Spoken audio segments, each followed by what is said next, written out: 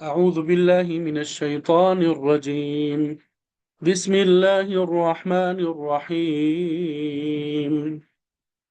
ولا تجادلوا أهل الكتاب إلا بالتي هي أحسن إلا الذين ظلموا منهم وقولوا آمنا بالذي أنزل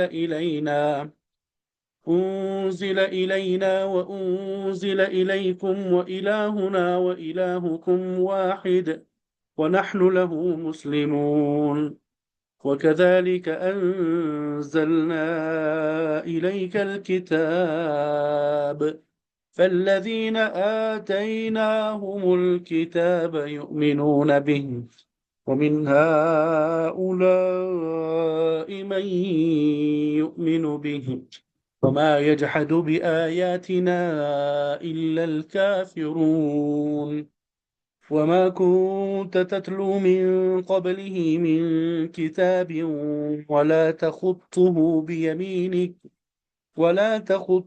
بيمينك إذا لارتاب المبطلون بل هو آيات بينات في صدور الذين أوتوا العلم وما يجحد بآياتنا إلا الظالمون وقالوا لولا أنزل عليه آيات من ربه قل إنما الآيات عند الله وإنما أنا نذير مبين أولم يكفهم أنا أنزلنا عليك الكتاب يتلى عليهم إن في ذلك لرحمة وذكرى لقوم يؤمنون صدق اللہ العظیم۔ الحمدللہ، آپ کے سامنے سورۃ العنکبوت آیت نمبر 46 سے آیت نمبر 51 تک تلاوت کی سعادت حاصل ہوئی۔ انشاءاللہ اللہ نے چاہا آئندہ ہفتے ہماری یہ سورت مکمل ہو جائے گی اور پھر اس سے اگلے ہفتے سورۃ الروم کا پھر آغاز کر دیں گے، ٹھیک ہے؟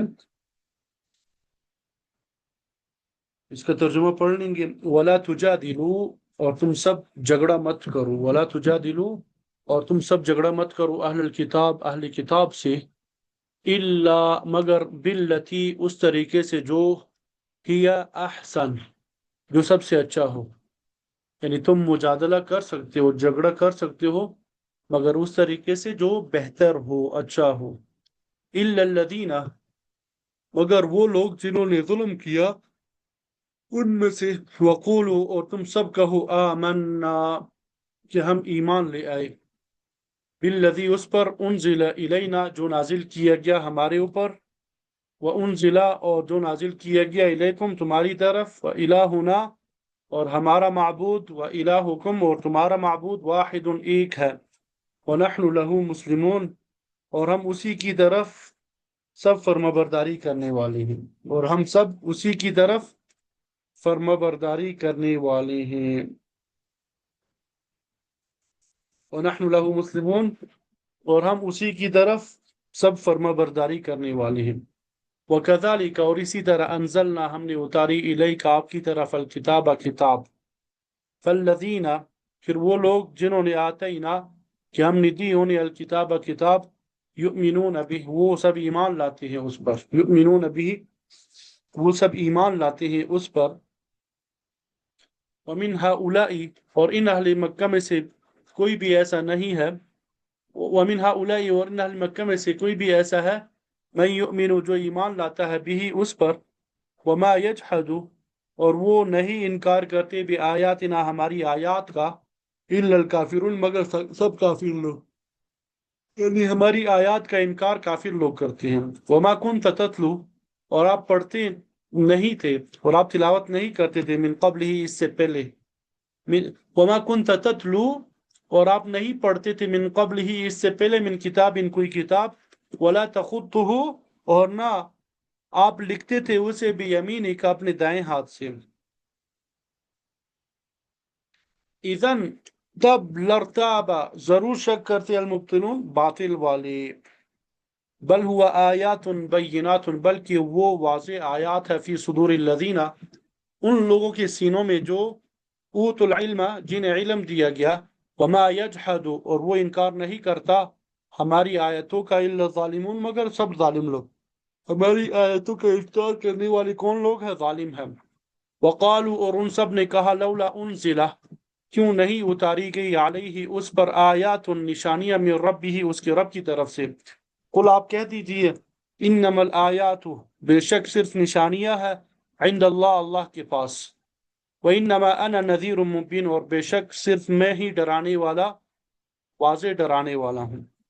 اولم یکفہم اور کیا نہیں کافی ہوا انہیں ان انزلنا بے شک ہم نے نازل کی علیہ کا آپ پر الکتاب یہ کتاب یتلا علیہم وہ پڑھی جاتی ہے ان پر، ان فی ذالک بلا شبہ اس میں لرحمتن یقیناً رحمت ہے، و ذکر اور نصیحت ہے، لقوم یؤمنون ان لوگوں کے لیے جو ایمان لاتے ہیں، ان لوگوں کے لیے جو ایمان لاتے ہیں۔ تو یہ ان آیات کا ترجمہ ہے جو آپ کے سامنے بیان کر دیا، امید کرتا ہوں کہ ترجمے کی سمجھ آ گئی ہوگی۔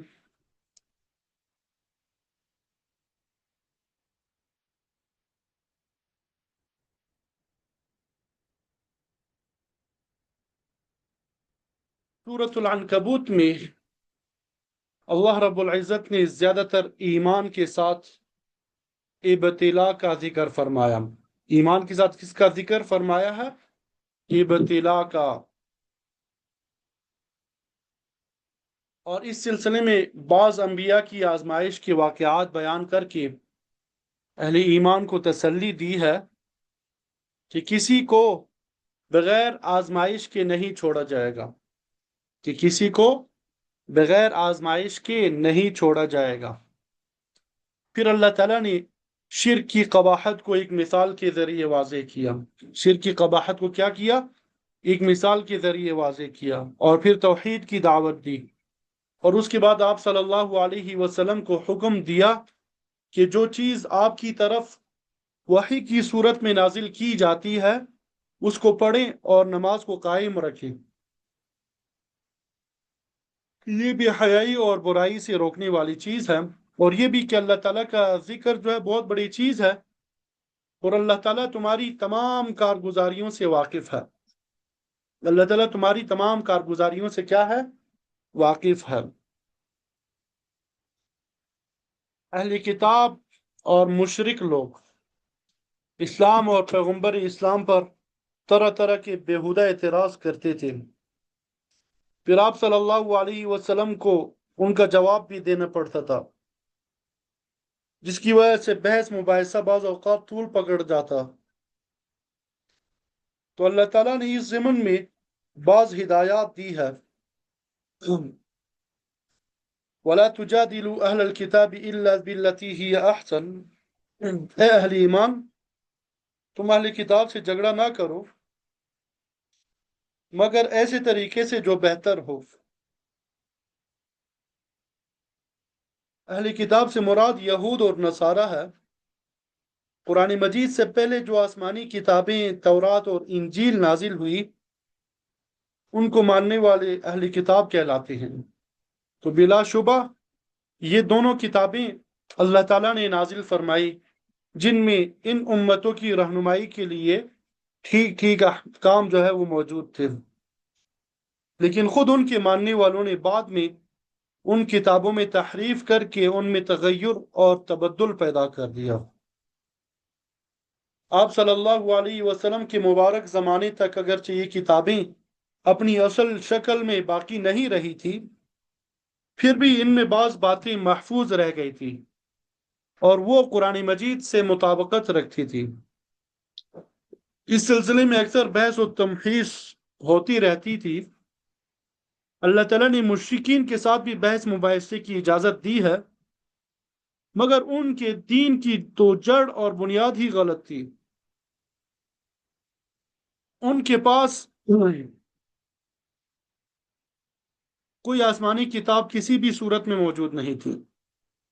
البتہ اہل کتاب کے بعد چونکہ آسمانی کتابیں موجود تھیں، اگرچہ وہ تحریف شدہ تھیں، لہذا اللہ تعالیٰ نے ان کے ساتھ بحث کرنے میں احتیاط سے کام لینے کا حکم دیا کہ کہیں ایسا نہ ہو کہ تم ان کی کسی صحیح بات کا بھی انکار کر بیٹھو یا کسی غلط بات کو تسلیم کر لو۔ بخاری شریف کی روایت میں آتا ہے کہ اہل کتاب میں سے بعض لوگ تورات کا کچھ حصہ پڑھ کے مسلمانوں کو سناتے تو بعض اوقات مسلمان اسے پسند کرتے تھے۔ اس بار آپ صلی اللہ علیہ وسلم نے فرمایا لا تصدقوا اہل الکتاب ولا تکذبوا، کہ تم اہل کتاب کی نہ تو تصدیق کرو اور نہ تکذیب کرو، بلکہ قولوا آمنا بالذی انزل الینا وانزل الیکم، یوں کہو کہ ہم ہر اس چیز پہ ایمان لائے جو ہماری طرف نازل کی گئی ہے اور جو تمہاری طرف نازل کی گئی ہے، کیونکہ وَإِلَٰهُنَا وَإِلَٰهُكُمْ واحد، تمہارا اور ہمارا معبود ایک ہے، وَنَحْنُ لَهُ مُسْلِمُونَ، اور ہم اس کے فرمبردار ہیں۔ سورہ آل عمران میں اللہ تعالیٰ نے اہل کتاب کو حکم دیا قُلْ يَا أَهْلَ الْكِتَابِ تَعَالَوْا إِلَىٰ كَلِمَةٍ سَوَاءٍ بَيْنَنَا وَبَيْنَكُمْ أَلَّا نَعْبُدَ إِلَّا اللَّهَ وَلَا نُشْرِكَ بِهِ شَيْئًا، آپ اہل کتاب سے کہہ دے کہ آؤ ایک ایسی بات کی طرف جو ہمارے اور تمہارے درمیان برابر ہے، وہ یہ کہ ہم اللہ کے علاوہ کسی کی عبادت نہ کریں اور اس کے ساتھ کسی چیز کو شریک نہ بنائیں۔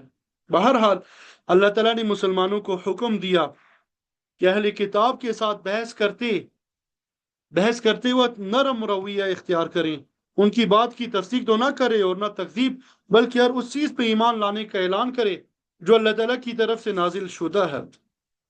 إِلَّا الَّذِينَ ظَلَمُوا مِنْهُمْ، مگر ان میں سے جن لوگوں نے ظلم کیا ہے ان کو یہ نرمی والی رعایت حاصل نہیں ہوگی۔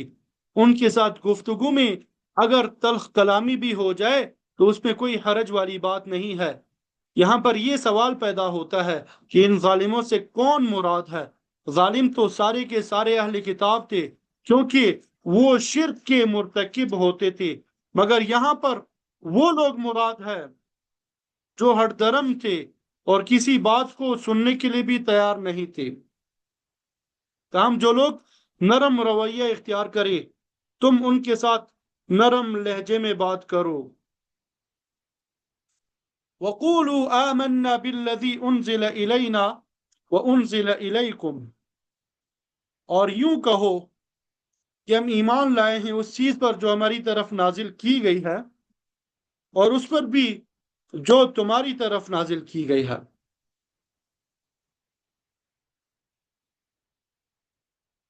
ظاہر ہے کہ ہماری طرف تو اللہ تعالیٰ نے اپنا قرآن نازل فرمایا ہے، اپنے نبی کو خاص شریعت، احکام، مسائل اور دین عطا کیا ہے، لہذا ہمارا اس پہ ایمان ہے۔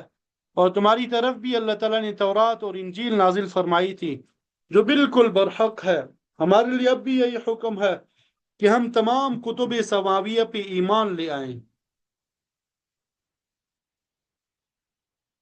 سورۃ الشورى میں بھی اللہ تعالیٰ نے یہی حکم دیا وَقُلْ آمَنْتُ بِمَا أَنزَلَ اللَّهُ مِنْ کتاب، اے پیغمبر آپ صاف کہہ دے کہ انہوں نے، اللہ تعالیٰ نے جو بھی کتاب اتاری ہے میرا اس پہ ایمان ہے کہ وہ برحق ہے۔ اگر ان لوگوں نے بعد میں کوئی تبدیلیاں کر لی ہے تو اس کے ذمہ دار وہ خود ہے، ہم تو تمام اصل آسمانی کتب اور صحائف پر ایمان رکھتے ہیں۔ اور پھر آگے فرمایا آپ اہل کتاب سے یہ بھی فرما دیں وَإِلَٰهُنَا وَإِلَٰهُكُمْ وَاحِدٌ وَنَحْنُ لَهُ مُسْلِمُونَ، ہمارا معبود اور تمہارا معبود بھی ایک ہی ہے۔ یہ تمہارے ساتھ گویا کہ ایک اشتراک بھی ہے کہ ہمارا سب کا معبود ایک اللہ ہے۔ اہل کتاب کے ساتھ تو یہ قدر مشترک ہے، مگر مشرکین کے معبود بھی جدا جدا ہے، لہذا ان کے ساتھ یہ بات نہیں ہو سکتی۔ ان کے بارے میں تو یہی حکم ہے لا اعبد ما تعبدون، میں ان باطل معبودوں کی پوجا نہیں کر سکتا جن کی تم کرتے ہو۔ لکم دینکم ولی دین، تمہارے لیے تمہارا دین ہے اور میرے لیے میرا دین ہے۔ مشرکوں کے ساتھ تو نقطہ اتحاد موجود ہی نہیں ہے جس پر سب کی نگاہ مرتکز ہو سکے، لہذا ان کو دو ٹوک جواب دو اور اہل کتاب کے ساتھ نرم رویہ رکھو کہ ان کے ساتھ قدر مشترک موجود ہے۔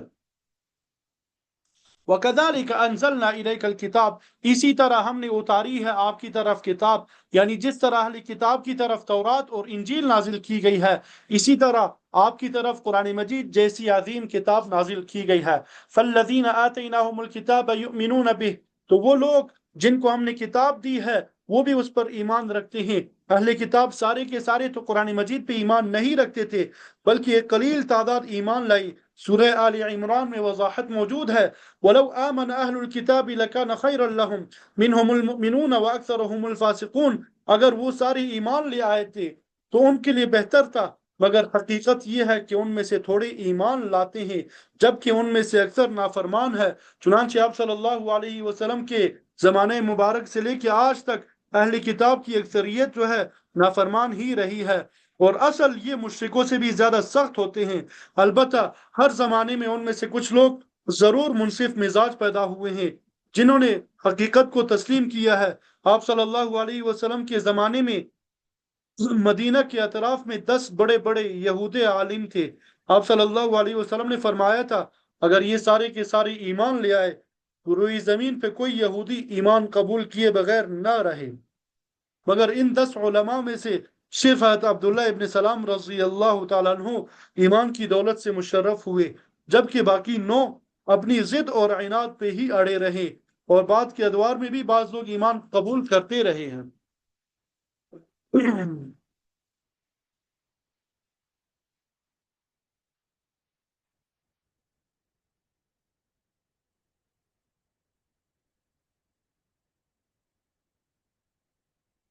یہاں تک بات سمجھ آ گئی؟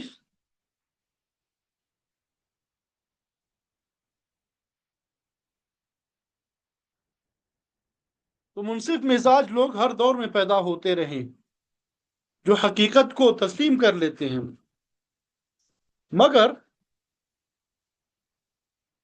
اہل کتاب کی غالب اکثریت ہمیشہ عناد کا شکار ہی رہی ہے۔ وَمِنْ هَؤُلَاءِ مَنْ يُؤْمِنُ بِهِ، ان میں سے یعنی مشرکین میں سے بھی بعض ایسے ہیں جو ایمان قبول کرتے ہیں۔ تو جاپان کا پروفیسر ہیشام تھا، اس کے ہاتھ قرآن کا نسخہ آ گیا، اس نے گہری نظر سے مطالعہ کیا تو اللہ تعالیٰ نے کایا پلٹ دی اور وہ مسلمان ہو گیا۔ 2 سال تک مصر میں رہ کے عربی زبان سیکھی، اسلامی لٹریچر کا مزید مطالعہ کیا، اور پھر وہ خود کہا کرتا تھا کہ میں مسلمانوں کو دیکھ کے مسلمان نہیں ہوا، بلکہ خوش قسمتی سے مجھے قرآن مجید میسر آ گیا، اس کو پڑھ کے میں اس نتیجے پہ پہنچا کہ قرآن سچا ہے، اس کا لایا ہوا اسلام سچا ہے، باقی سارے ادیان غلط ہے۔ جاپانی لوگ جو ہے یہ اکثر مشرک یا بدھ مذہب سے تعلق رکھتے ہیں، بدھ مت مذہب جو ہے، لیکن اللہ تعالیٰ نے اس شخص کو ایمان کی دولت سے نوازا۔ وَمَا يَجْحَدُ بِآيَاتِنَا إِلَّا الْكَافِرُونَ، نہیں انکار کرتے ہماری آیتوں کا مگر نافرمان لوگ جو بڑے ضدی اور ہٹ درم ہوتے ہیں، ورنہ جن میں قبولیت حق کا تھوڑا سا جذبہ موجود ہوتا ہے وہ ایمان قبول کر لیتے ہیں۔ فرمایا اے پیغمبر آخر الزمان، آپ کی صداقت کی یہ بہت بڑی دلیل ہے۔ وَمَا كُنْتَ تَتْلُو مِنْ قَبْلِهِ مِنْ کتاب، کہ آپ اس سے پہلے تو کتاب نہیں پڑھتے تھے۔ وَلَا تَخُطُّهُ بِيَمِينِكَ، اور نہ آپ اپنے دائیں ہاتھ سے لکھتے تھے، کہ نہ تو آپ کو پڑھنا آتا تھا اس سے پہلے اور نہ لکھنا آتا تھا۔ اگر آپ پہلے سے پڑھے لکھے ہوتے اِذًا لَارْتَابَ الْمُبْطِلُونَ، تو یہ باطل پرست لوگ جو ہے یہ شک کرتے کہ یہ تو پڑھا لکھا آدمی ہے، کئی پرانی کتابوں سے مضامین اخذ کر کے ہمیں سناتا رہتا ہے، مگر آپ نے تو کبھی پڑھا اور نہ لکھا، نہ کسی اسکول اور کالج میں گئے، نہ کسی استاد کے سامنے زانوی تلمس طے کیا، اس کے باوجود آپ قرآن جیسی عظیم الشان کتاب پڑھتے ہیں، لوگوں کے سامنے علوم اور معارف کے سمندر بہاتے ہیں۔ یہی تو آپ کی نبوت کی صداقت کی دلیل ہے کہ امی ہونے کے باوجود اللہ تعالیٰ نے آپ کی زبان پہ قرآن کو جاری فرما دیا ہے۔ اگر آپ پڑھے لکھے ہوتے تو یہ لوگ آپ پر شک کر سکتے تھے، مگر اب تو ان کے پاس شک کی کوئی گنجائش ہی نہیں رہ گئی۔ بل هو آیات بینات فی صدور الذین اوتوا العلم، بلکہ یہ تو واضح آیتیں ہیں جو اہل علم لوگوں کے سینوں میں محفوظ ہے۔ یہ بھی اس کتاب کے برحق ہونے کی دلیل ہے کہ اللہ تعالیٰ نے اس کی حفاظت کا ایسا انتظام کر دیا کہ پوری کی پوری کتاب حفاظ کی سینوں میں بند کر دی ہے۔ ہمارا اندازہ ہے کہ دنیا میں مسلمانوں کی 1 ارب کی آبادی میں 1 کروڑ حافظ جو ہے وہ ضرور موجود ہیں۔ اس کے علاوہ عام مسلمانوں کو قرآن کا کچھ نہ کچھ حصہ تو یاد ہے جو وہ نماز میں پڑھتے ہیں، لیکن اس کے برخلاف یہود اور نصارہ میں سے تورات یا انجیل کا ایک بھی حافظ آپ کو نہیں ملے گا۔ کیا یہ کتاب الہی کے برحق ہونے کی کھلی دلیل نہیں ہے؟ ایک زمانے میں انگریزوں نے اس کتاب کو ختم کرنے کا منصوبہ بنانا چاہا، لیکن انہیں جلد ہی معلوم ہو گیا کہ یہ ایک ایسی کتاب ہے جسے کبھی مٹھایا نہیں جا سکتا۔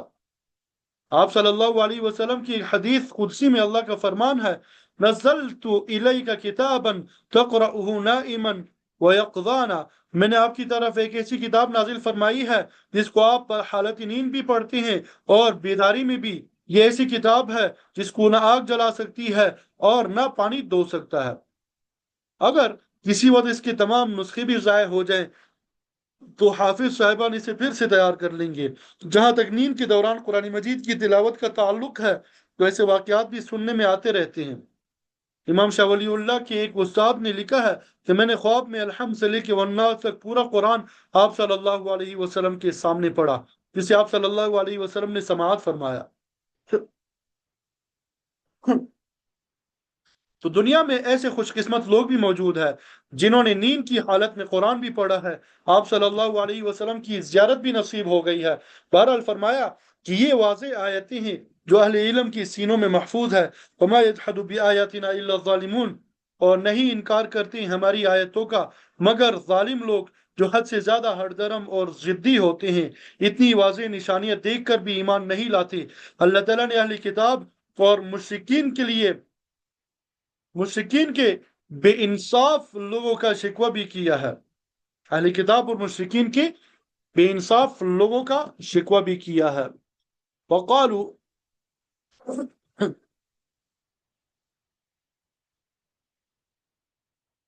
لولا انزل علیہ آیات من ربہ، کہتے ہیں کہ اس شخص پہ اللہ تعالیٰ کی طرف سے نشانیاں کیوں نہیں اتاری جاتی۔ مشرکین چاہتے تھے کہ آپ صلی اللہ علیہ وسلم ہماری مرضی کے مطابق معجزات ظاہر کر دے تو پھر ہم ایمان لائیں گے۔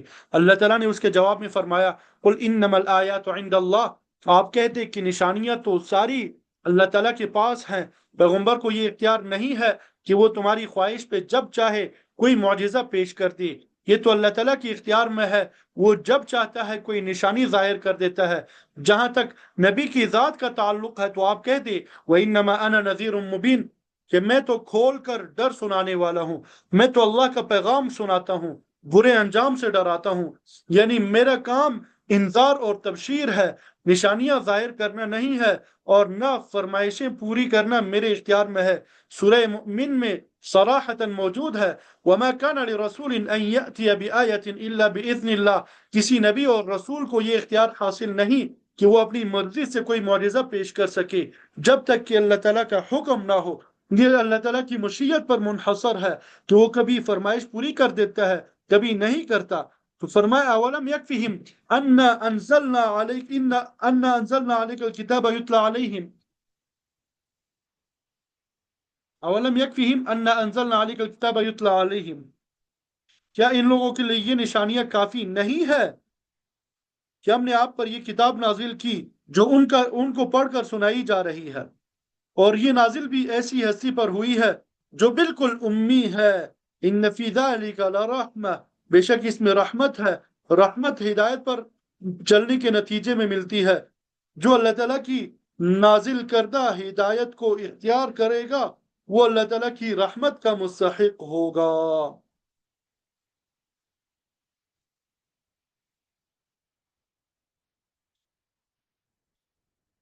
وَذِكْرَى لِقَوْمٍ يُؤْمِنُونَ، یہ کتاب نصیحت ہے ان لوگوں کے لیے جو اس پر ایمان لاتے ہیں، اس کے برخلاف جو ضد اور عناد سے کام لیتے ہیں، جو ہٹ درمی کا مظاہرہ کرتے ہوئے اس کتاب الہی کا انکار کرتے ہیں، ان کے لیے کچھ نہیں ہے۔ یہ تو ان کے لیے نصیحت ہے جو انصاف پسند ہے۔ تو بہرحال یہ قرآن مجید اہل ایمان کے لیے نصیحت اور رحمت کا ذریعہ ہے۔ اللہ تعالیٰ سے دعا ہے کہ ہمیں اس پر عمل کرنے اس کے احکامات پہ عمل کرنا ہمارے لیے آسان بنا دیں اور قرآن کا صحیح فہم نصیب فرما دیں۔ وآخر دعوانا ان الحمد للہ رب العالمین۔